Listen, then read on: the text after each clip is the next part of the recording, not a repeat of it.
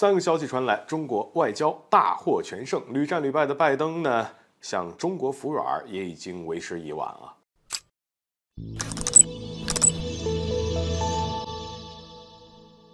大家好，欢迎来到赵太阳观察室。近期沙特和伊朗在中国的斡旋之下呢，同意放弃多年的矛盾，恢复外交关系，让中国的国际地位又上了一个台阶。一直把我们视作心腹大患的美国呢，当然是不愿意看到中国逐渐成为全世界最重要的角色。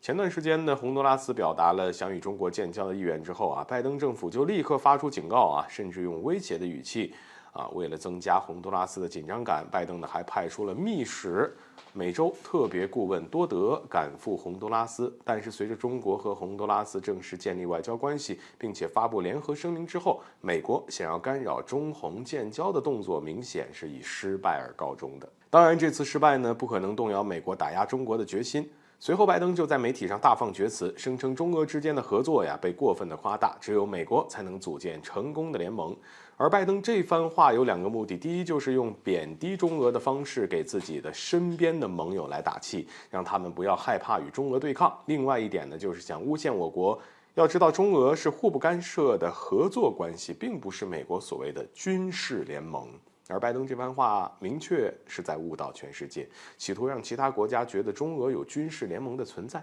而这样一来，美国就可以继续在全球鼓吹所谓的中国威胁论。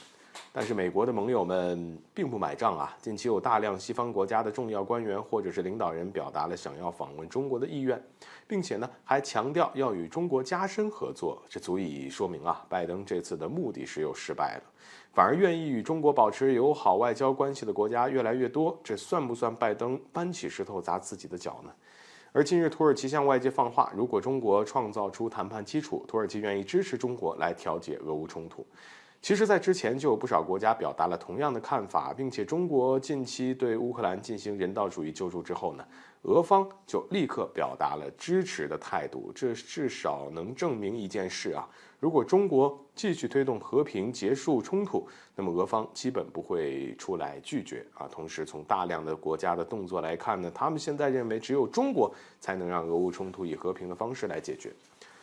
而众所周知，这场冲突美国在其中起到了很大的作用啊，甚至呢不客气地说，没有美国的全力支持啊，这个乌克兰根本就没有信心与俄罗斯对抗。而且俄乌双方在冲突前期呢有不少机会可以和谈，落到现在不死不休的局面，美国难辞其咎，而中国反而证明了自己站在和平的一边。这样明确的对比呢，美国无疑又是输掉的那一方。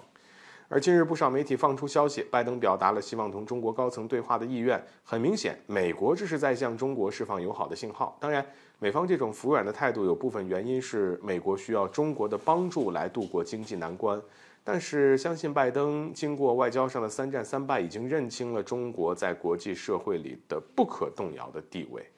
而中国最终还是拒绝与美国通话，因为美方近期不断在南海的军事活动以及频繁推出的涉台法案，正在严重的干涉中国的主权，威胁中国的国防安全。拜登现在这种不真诚的服软态度啊，想要获得中国的谅解和帮助啊，可以说已经是为时已晚了。好了，本期节目就到这里，欢迎点赞转发，留下你的精彩评论。